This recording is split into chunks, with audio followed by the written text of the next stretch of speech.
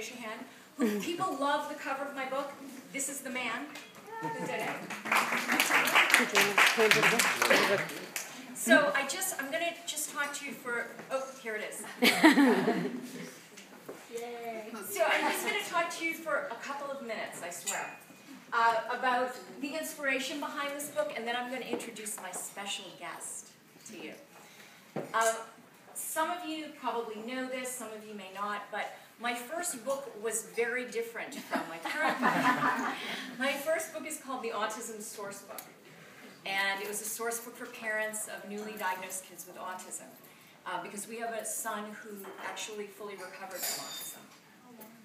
So while I was on my book tour, which took me around the world, and it was really wonderful, I met some incredible people. One of the moms said to me one day, "Karen, love you, love your book, but honestly, if I read one more book on autism, I'm going to go crazy. Can't you write something fun or funny?" But at the time, I was in serious autism mode, and there was no way that I could think about that. Well, a couple of other moms along the way echoed the same sentiments. Cut to 7 years later. Picture this. I'm in Palm Beach at my parents' condo, lying around the pool, with a bunch of women of all different ages, and they're all reading the same book. That book. That book, 50 Shades of Grey. Okay? And I'm listening to all these Jewish women kvetching. Can you believe Christian did this? And Christian did that? And I thought, okay, this book is so ripe for parody. So that's how 52 Shades of Bluish was born. Now, just so you know, you do not have to be Jewish to love this book. Nor do you have to have read that other book to love this book. Here's what you need to love. If you love candy, sex, both, either or, then you're going to love this book. Because what I've done is I've incorporated both candy and sex into some of the more romantic scenes. So, with that in mind, I would like to introduce my special guest to you. David Romanelli is a yoga instructor with Exhale, and his specialty is yoga and chocolate. So with that, here's David. Oh, and by the way, just so I don't pull a Jennifer Aniston, I would like to thank my husband for inspiring many of the scenes.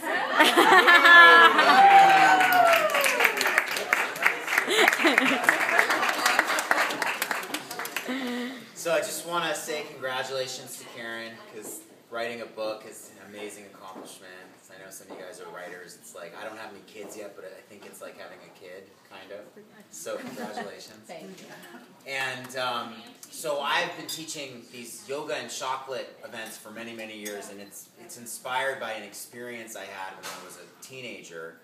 And I was living in LA, and my father took me to a very famous game. It was if you like sports or if you don't like sports, it doesn't really matter. It was game 1 of the 1988 World Series, and it was when Kirk Gibson hit that dramatic home run. It's one of the most famous moments in the history of sports. It was like Robert Redford in The Natural, where he limps up to bat and he hits this dramatic home run. And so I'll tell you where we were sitting when he hit that home run, in the backseat of his car driving down the freeway, because my dad wanted to beat the traffic in the parking lot, so we missed it.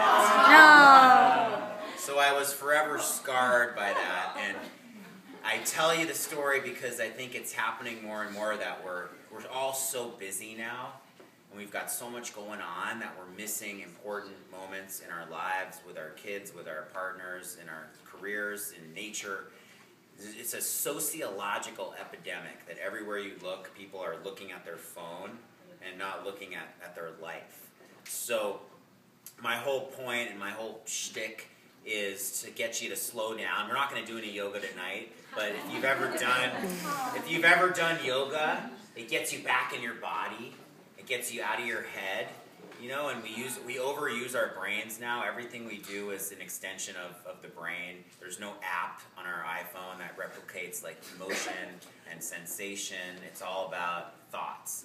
And part of being a human is being able to feel and touch and taste and smell.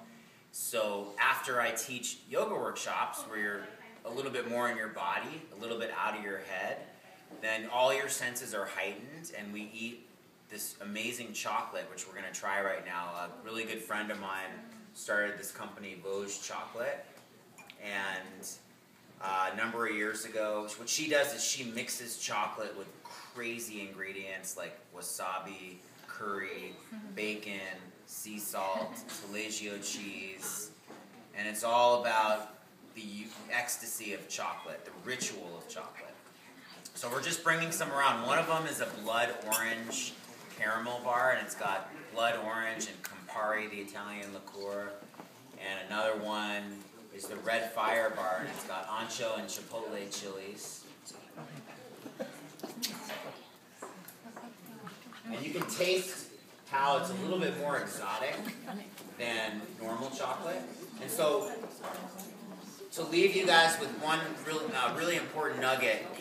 So the lives that we're living now are so busy that we go to sleep at night, we put our head on the pillow, and we don't remember a single thing that happened.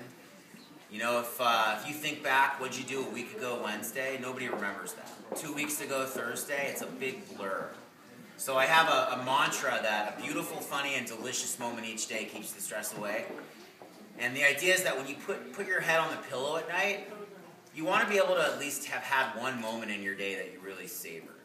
You know, because if you're to wake up in the morning and someone were to say to you, today's going to be a normal day, everything will be fine, but you're never going to remember this day ever again the rest of your life, most days are like that.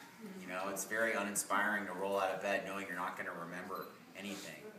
If someone were to say to you, today's going to be a great day, everything will be fine, but you're going to have one moment that you remember the rest of your life, you know, that would be a really amazing inspirational way to get out of bed in the morning. And there's no reason why, no matter how busy we are, there's no reason why we can't have at least one moment each day that's really savory and delicious and awesome.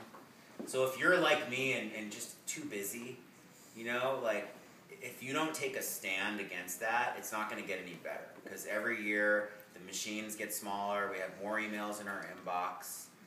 So if that's something that resonates with you, I just started this whole movement called the Momenteer movement. And a Momenteer is somebody who shows up fully for the moments that matter most. It's only a couple moments each day that really matter in your life. And the problem is that most of us, myself included, even for those moments, we're distracted. We're looking at our phones, we're on Facebook, we're doing a million things at once. And then you just don't remember anything.